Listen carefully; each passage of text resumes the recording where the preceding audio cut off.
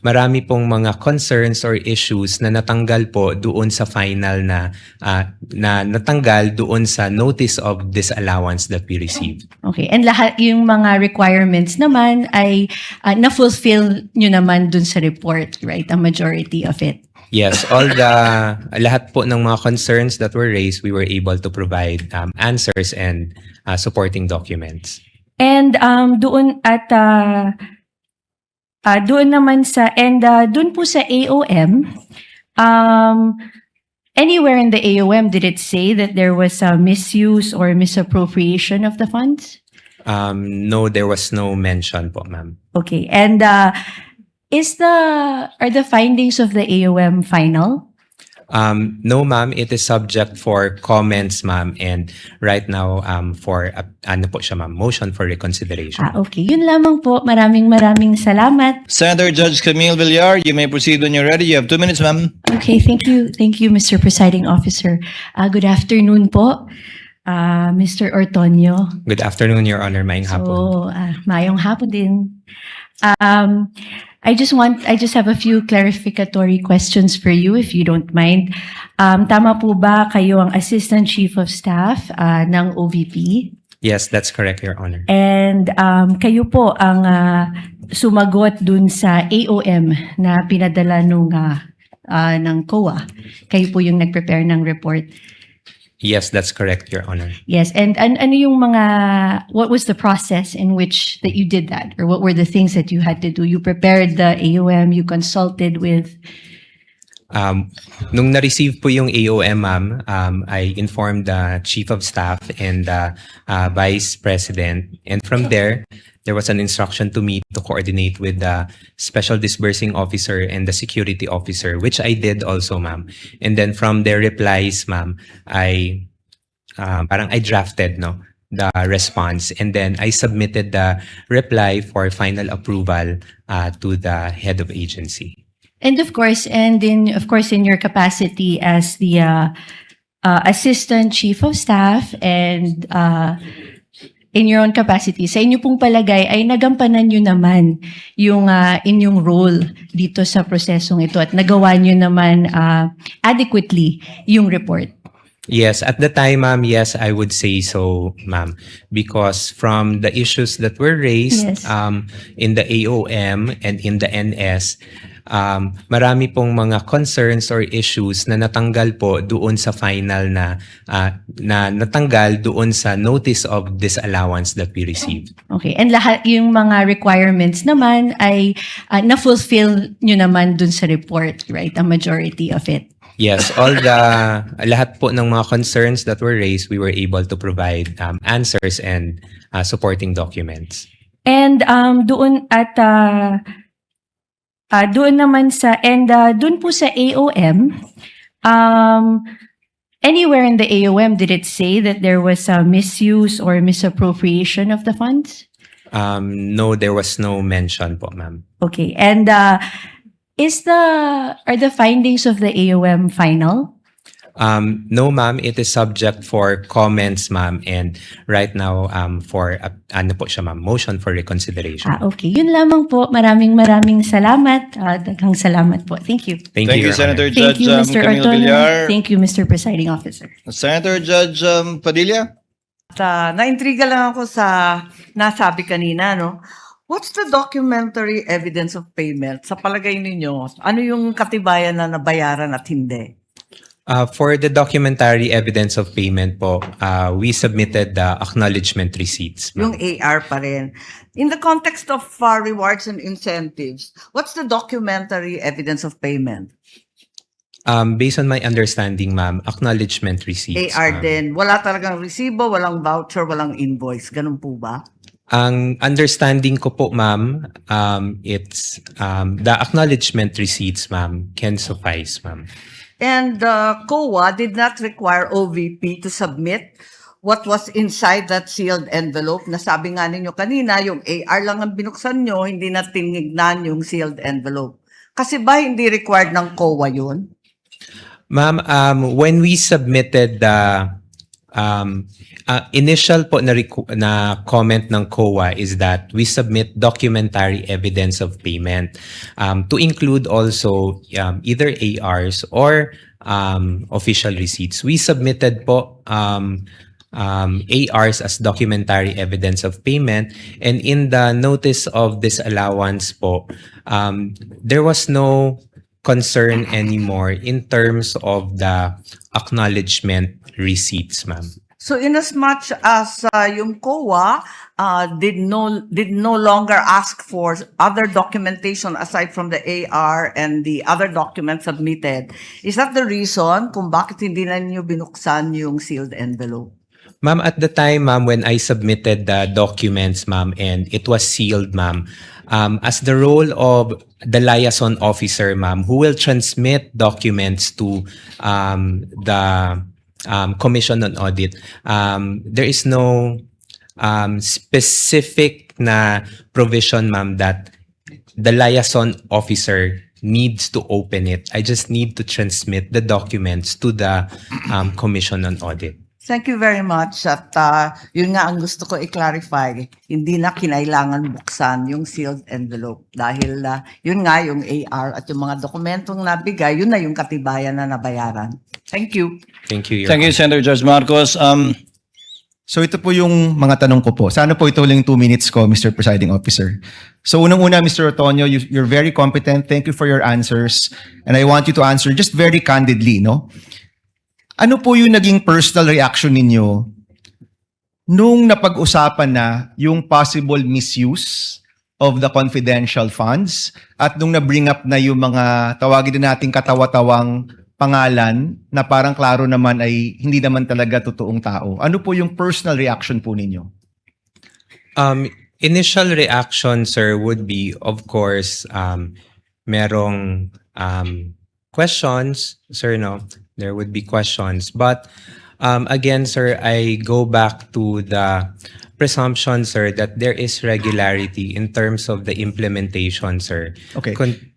So, may I ask, since you're in the top leadership of the OVP, nung nabibring up na to, ano yung personal reaction, kung alam nyo lang, ng Vice President, ng Chief of Staff, other leaders in your group, nung napag-usapan na posibleng nabigay yung pera sa mga kakaibang pangalan o baka hindi totoong tao, what was your reaction? What was their reaction? Would you know? Nag-meeting ba kayo? Did you call for an emergency meeting? Did you have a huddle in your office to talk about this? Sir, because yung AOM, sir, because it was sent to my officer, pina-personally received sa akin, sir, on behalf of the Vice President. Of course, I provided a copy to the Chief of Staff, sir, and the Vice President. Ang naging instruction lang naman po sa akin, sir, was to respond to the AOMs and make consultations with the Special Disbursing Officer and Security Officer para masagot yung mga concerns or issues raised by COA. Okay. To avail of the first round, Senator Judge Marcos, you are recognized, ma'am. You may proceed when you're ready. You have 2 minutes. Yes, maraming salamat, Mr. Ortonio. Medyo nalilito lang po kami dahil paiba-iba yung explanation. Nag-umpisa sa PFP. Bakit iba yung 2022 PFP kung saan maliwanag na nakasaad good government lamang. Pero nung nagsulat kayo, yung request ninyo sa DBM, noong 22 August ng 2022, ang sinabi na, dalawang bagay. Good governance plus conduct of official engagements and functional representation in international and domestic events. Bakit nagbago na siya? Samantalang dapat yung request talagang parehong-pareho dun sa PFP.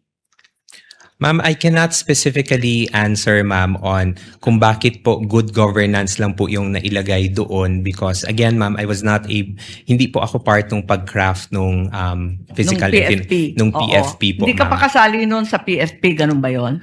Yes, ma'am, I'm not part of the drafting of the PFP. Pero hindi ma'am. kayo nasabihan na hindi ito matching dun sa PFP, yung request na sinulat. There was no comment, ma'am, when we submitted it to the DBM, ma'am. Tapos, nung certification na, bala liquidation na to, nung 17 October 2023, nagbago na naman. Ang sinabi na naman, hindi good governance, hindi na conduct of official engagement, ang sabi na no untoward incident in the implementation of OVP programs. Bakit pa iba-iba yung wording maski sa certification? Again, ma'am, for the certification, ma'am, I cannot provide information, ma'am, because it was the security officer who handled it, Your Honor. Akala ko may supervisory and administrative power ka kasi nga assistant kayo ng vice presidente. Hindi ba nagre-report sa inyo yung mga security officer kahit papano? Kasi madadamay ka rin yan sa COA. Bakit pa iba-iba? From PFP to budget request to certification, hindi nagtutugma.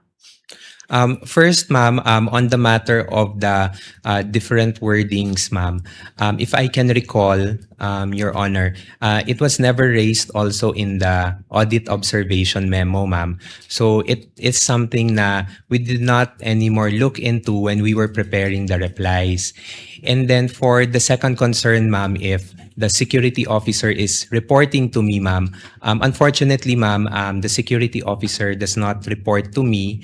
I only handle overall supervision for the Administrative and Financial Services and Strategy Management Office in relation to regular funding po, ma'am. I see. So yung security officer, kanino nagre-report? The security officer, ma'am, directly reports to the head of agency, Vice So kaya President. sa iyo, Mr. Ortonio, at saka kay Attorney Lopez, hindi na nagre-report yun? In the performance po ni Colonel Chica as security officer, no longer, ma'am. So masasabi mo ba na wala kang personal knowledge kung saan ginastos ni Colonel Chica dun sa confidential funds? No, ma'am. I would have no personal knowledge, ma'am. Okay, that will be all. Maraming salamat po. Thank you, Your Honor. Thank you, Senator Judge Marcos. Finally, Senate President Gatchalian, Thank you. and then Senator Judge Padilla. Thank you, Mr. Presiding Officer. To wrap it up. Merong binabasa ko itong reply ninyo, Mr. Ortonio, to COA, dated November 30, 2023. At nakasulat dito, I'll flash it on the screen. Paki-flash na lang. Hence, the 125 million CF was fully utilized for expenses planned, implemented, and paid during the 3-month period covering October to December 2022. So, sino nagbayad ng 125 million in advance? Sir, there was no payment in advance that was made, sir. All payments were made between the period of December 21 to December 31, sir. But very clear kasi dito na binayaran na siya paid 3 months in advance. In fact, mayroon pa siyang months. And ito yung kadugtong ng sinabi ng ating presiding officer, obligation incurred. So, ang basa ko dito, nabayaran na siya. Kaya rini-reimburse na lang ng 125 CF. Sir, if I may be allowed, sir, to clarify, Your Honor, yung parang explanation from yesterday, sir.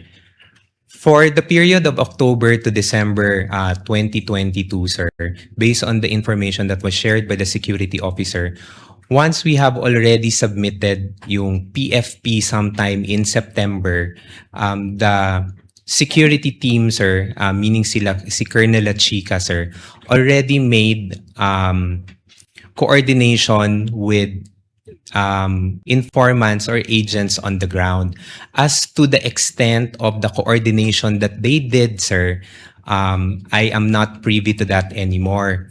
However, when we received the SARO in December 13, 2022, which already indicates that we already have the funding for the confidential funds, that's the time that they were able to make definitive agreements with the informants on the ground. And once the payment, once the check has been encashed already. That's the time that payments were made between the period of December 21 to 31. Mas realistic pa kasi kung in advance tapos reimburse kaysa 125 million gagastusin in 11 days.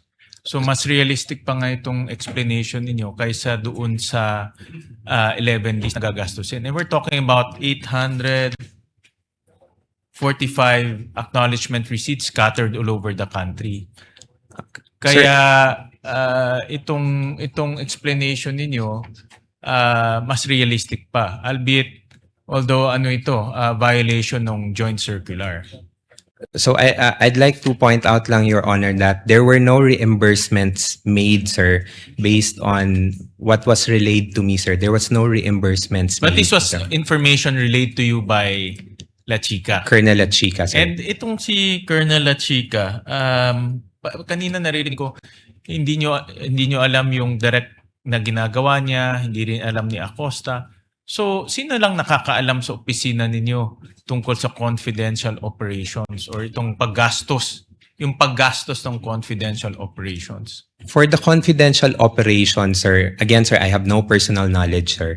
I would assume, sir, because meron po siyang designation from our head of agency, then the reportorial duties, I would presume, would be directly to the head of agency. Which is si Vice President Sara. Which is So at the head dalawang of tao agency. lang sa opisina ninyo, si Vice President Sara at si Colonel La Chica lang, ang alam kung paano gastusin itong 500 million. Sir, I would have no personal knowledge again, sir, kung sila lang pong dalawa, sir. Kasi ikaw yung gumawa nung reply, pero galing sa Colonel La Chica yung information, si Gina naman kahapon, ganun rin, hindi rin niya alam. So I'm trying to understand sino nakakaalam nung paggastos ng 500 million dahil hindi siya maliit na pondo eh. No, but based on your information, dalawang tao lang ang parang nakakaalam nito. No? Si Vice President at si Colonel La Chica. My last question, Mr. Presiding Officer. Kanina nasabi nyo na based sa information, meron pang mga tao si Colonel La Chica. Tinransfer ni Acosta yung pera, o dinisburse ni Acosta yung pera kay Colonel La Chica. And si Colonel La Chica, dinisburse niya ulit dito sa mga tao niya. So, double handling ang nangyari dito sa pera. So, paano natin malalaman kung talagang yung pera ay pumunta sa mga activities o tao na kailangan puntahan dahil ni yung accountable officer hindi niya na alam kung paano na-disburse yung pera doon sa mga informants. Anong kwento sa'yo ni Colonel La Chica na umabot talaga dito sa mga informants? Sir, based on what was shared to me, sir, Ms. Gina Acosta disbursed the amount to the security officer and then the security officer implemented it on the ground. Yeah, but violation na kasi in disbursement to Colonel La Chica eh. And then there's another violation na from Colonel La Chica to some people who disperse the amounts. Ibig sabihin, ang daming taong humahawak ng pera bago umabot sa mga informants. So, in that sense, ang daming violation o tinakbuhan ng pera. So, thank you, Mr. Presiding Officer. Thank you, Senate President. With the indulgence of Senator Judge Padilla, Senator Judge Camille Villar will be availing for a first round opportunity to interject. So I will recognize her first. Again, with your indulgence, Senator Judge Padilla, I see you nodding. Senator Judge Camille Villar, you may proceed when you're ready. You have 2 minutes, ma'am. Okay, thank you, Mr. Presiding Officer. Good afternoon po, Mr. Ortonio. Good afternoon, Your Honor. Maayong hapon. So, mayong hapon din. I just have a few clarificatory questions for you, if you don't mind. Tama po ba kayo ang Assistant Chief of Staff ng OVP? Yes, that's correct, Your Honor. And kayo po ang sumagot dun sa AOM na pinadala ng COA. Kayo po yung nag-prepare ng report. Yes, that's correct, Your Honor. Yes, and ano yung mga, what was the process in which that you did that? Or what were the things that you had to do? You prepared the AOM, you consulted with, Nung na-receive po yung AOM, ma'am, I informed the Chief of Staff and the Vice President. And from there was an instruction to me to coordinate with the Special Disbursing Officer and the Security Officer, which I did also, ma'am. And then from their replies, ma'am, I drafted, the response, and then I submitted the reply for final approval to the head of agency. and of course, in your capacity as the Assistant Chief of Staff and in your own capacity, sa inyo pong palagay ay nagampanan nyo naman yung inyong role dito sa prosesong ito at nagawa nyo naman adequately yung report. Yes, at the time, ma'am, yes, I would say so, ma'am, because from the issues that were raised Yes. in the AOM and in the NS, marami pong mga concerns or issues na natanggal po doon sa final na natanggal doon sa notice of disallowance that we received. Okay, and lahat yung mga requirements naman ay na-fulfill nyo naman dun sa report, right? A majority of it. Yes, lahat po ng mga concerns that were raised, we were able to provide answers and supporting documents. And doon naman sa doon po sa AOM, anywhere in the AOM did it say that there was a misuse or misappropriation of the funds? No, there was no mention po, ma'am. Okay, and are the findings of the AOM final?